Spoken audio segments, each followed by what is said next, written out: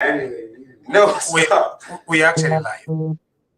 We are actually live. So now, General, I have my bodyguard just behind me there. He's laughing.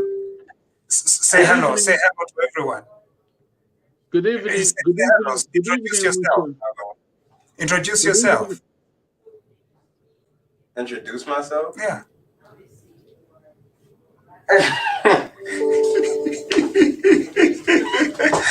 Anyway, good evening, Chuempala, and good evening, our viewers. That was my son who wanted to also host this show with General Chipakupaku today. General Chipakupaku, good evening, or is it good morning? Good evening, Musha. Good evening, Chuempala. Good evening, my friends in Sinazongwe tonight. Good evening to my friends in Ikafiwe tonight. Good evening to my friends in Serenge tonight. How are you doing, Musha? I'm doing very well. My office says we are moving from one wing to another. And so this morning it was a day full of surprises. But we've moved. and then I'm working on several other things. The kids, this is summer holidays as usual, and so we have an extra blessing of trying to direct their energy. Fantastic. But it's so good. Yeshua, come and say hello. Yeah, they don't want to come on screen to say hello. Anyway, and how about you? I'm fine. The weekend was fantastic. The weather's getting better in Scotland, and I've just been following the situation at home. I think the most distressing one is the COVID news. Right. And the COVID news is really depressing. And I think what we saw also of the president going to Mtendere, that depressed me for the whole weekend, I think. I've just come out of a COVID meeting trying to fundraise for Zambia to try and get oxygen masks, trying to get oxygen cylinders. And we heard from a hospital today. It's very depressing. I'm not going to mention the hospital we heard from today, but it's a hospital in the rural area. It's critical. It's bad. So we need to really, as Zambians abroad, we need to do something to help our people.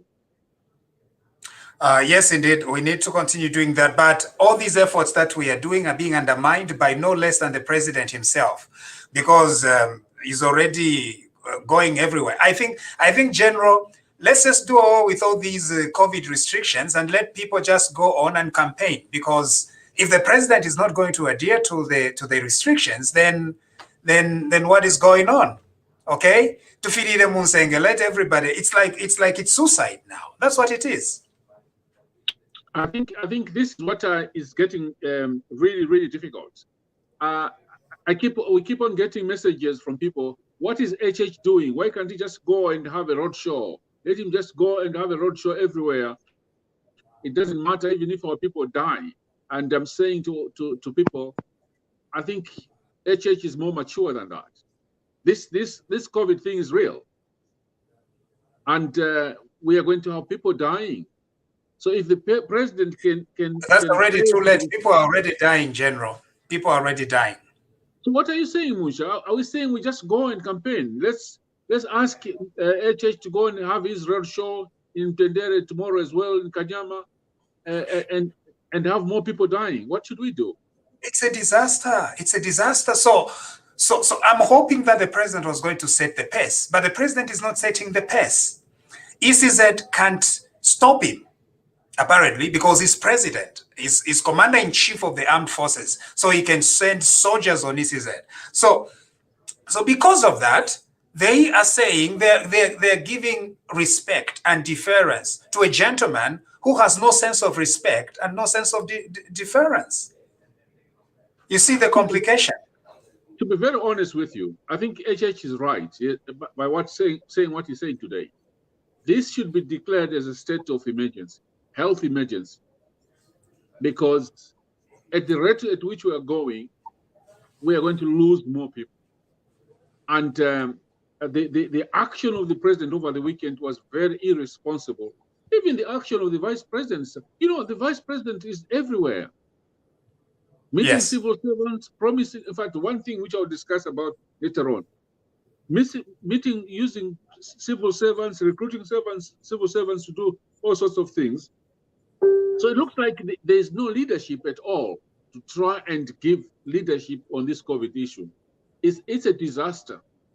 So the question is, what should the rest of the opposition leaders do, especially HH? What should he do? Should he just go out there and campaign as well? Should he be cautious? And people are saying you're weak and you're useless, you are still at your home, you're not going out to campaign. Should he also go out and just campaign? And then the situation is going to be worse. We are in between a rock and a hard place here. Exactly. And for me, it's tough. Mucha, I know if HH comes out tomorrow and goes to Matero for a road show, they will arrest him. That's a fact. Yes. Yes, they will do that. They will arrest him. They will send the whole police and arrest him. Probably they might even fire live bullets. Yeah, they will do that. So should we continue appealing to the good sense of the president to restrict to kusea? What is going on? You see, the problem with these things. Iliyo muntu wa fentalimo bala ichefyako. Bala ichefyanyako. Kuchefyanya. Bala ichefyako. Ba ichefya. Nomba after bapuputuluka nomba, he's all over. I understand he was in Winilunga today and Kelenka, and he's still making several stops along northwestern province, spreading COVID. This is a disaster and quite embarrassing. I don't have kind words to really say, you know. No, this is a sign of a president who's very desperate. This is a sign of a president who wants to remain in power by any other means. And the only way he can do it is to go out and do what he wants to do, deny other people. I mean, I think the stand taken by HH is sensible. It saves our people. It saves problems. But this president is not showing leadership. By doing what he did over the weekend and going to Kelenka and going everywhere, he's actually spreading more COVID. Meanwhile, he's leaving a disaster in Lusaka. People are dying. I've just had 2 days ago, I just had a friend of mine, a colonel in the army. I joined the army with him. Colonel Kamanga. He's just died. A former retired colonel. This guy was still young, was not very young, but he was still there. He just died just suddenly. This is real. This is happening. Two of my friends, one of them in London lost a sister yesterday. Another one in London lost another sister yesterday. So it's every day. I've got friends who are losing relatives every day. One friend in London, two friends in London, yesterday lost their sisters. Colonel Kamanga died the other day. And this is real, but it looks like President Lungu doesn't care. He doesn't. No, he doesn't. No, he doesn't care. He doesn't care at all, which is very sad. Now, onto the other issue, General, and you wanted to introduce it. What is that? Musha, for the past 5 years, our teachers, especially the teachers and the civil servants, have been going to borrow from what we call microfinance companies. These are companies like Bayport from South Africa. They go and borrow to buy cars. They go and borrow to buy a house. Some of them go and borrow to have a wedding. Some of them go and borrow to pay school fees. But the interest rates of these companies, including loan sharks, are very, very high. Some people are paying up to 45–50% interest. Oh gosh, isn't that criminal, General? 45 to 50% interest is criminal. I don't understand how you can sustain an economy on 50% interest. Now, it's to make it worse. They go and borrow because these companies have signed an agreement with the government to say when you borrow, your loan will be deducted from your salary, straight from the government.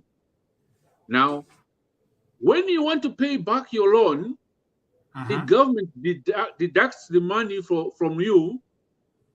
Instead of paying to the company, the government has not been paying for months and months and years. Where have they been taking the money? Stealing it? That's the biggest question. That's the biggest question.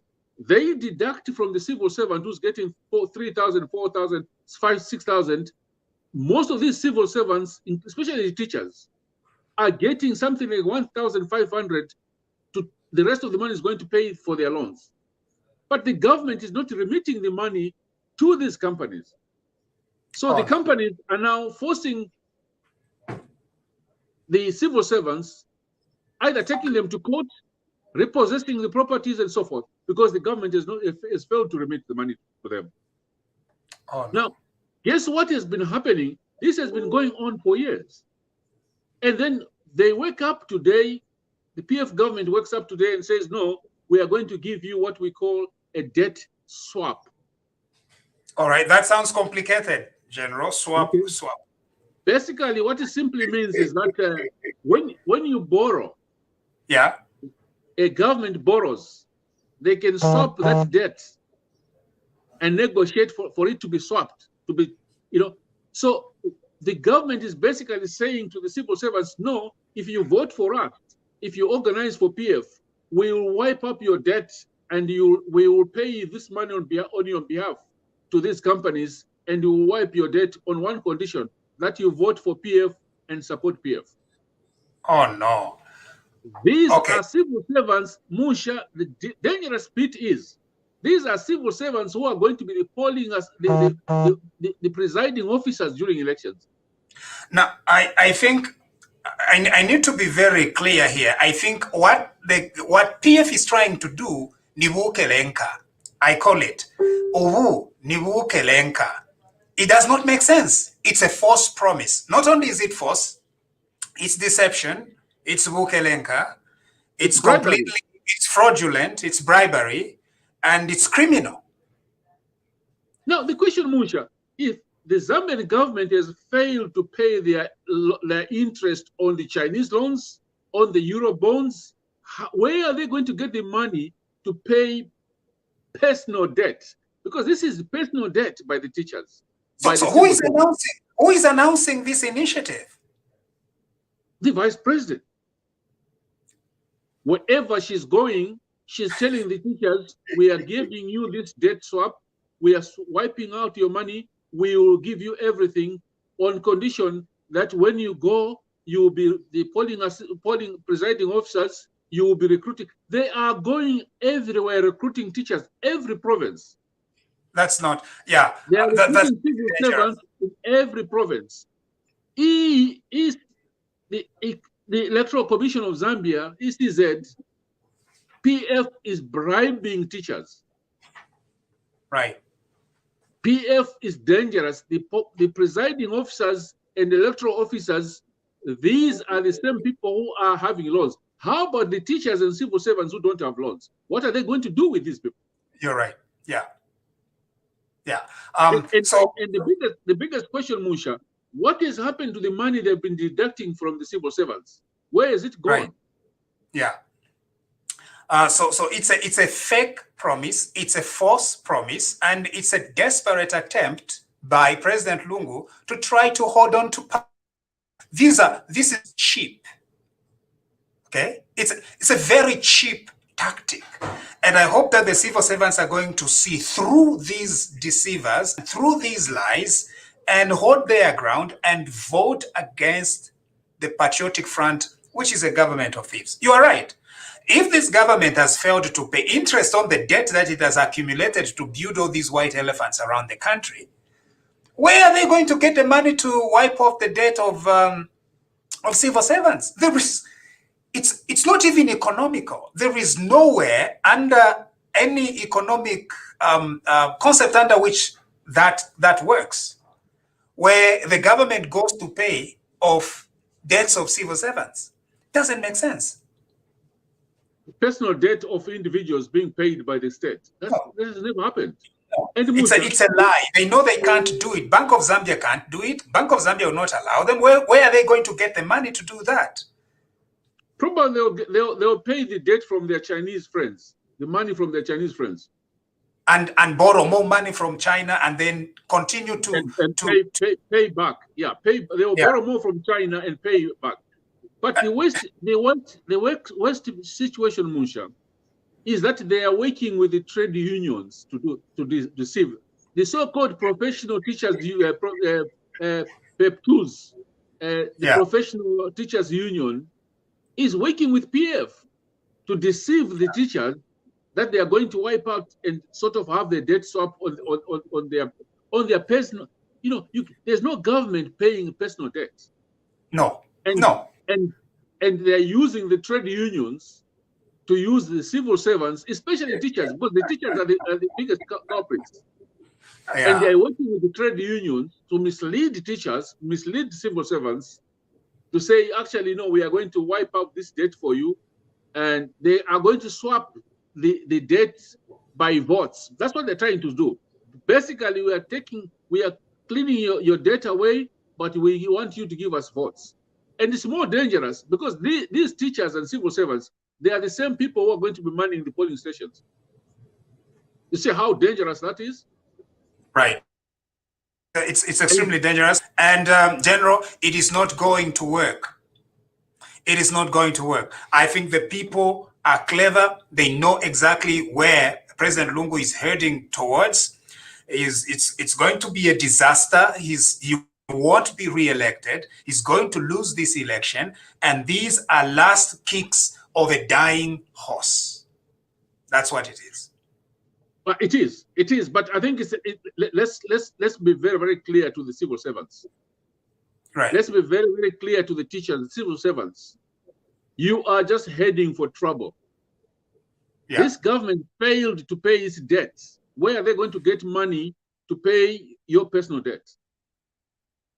And if they couldn't pay the Eurobond interest, where are they going to get the money to pay your debt? It simply means, Mucha, that the PF government is going to borrow from the Chinese to pay the teachers so that they can win elections. That's what they're trying to do.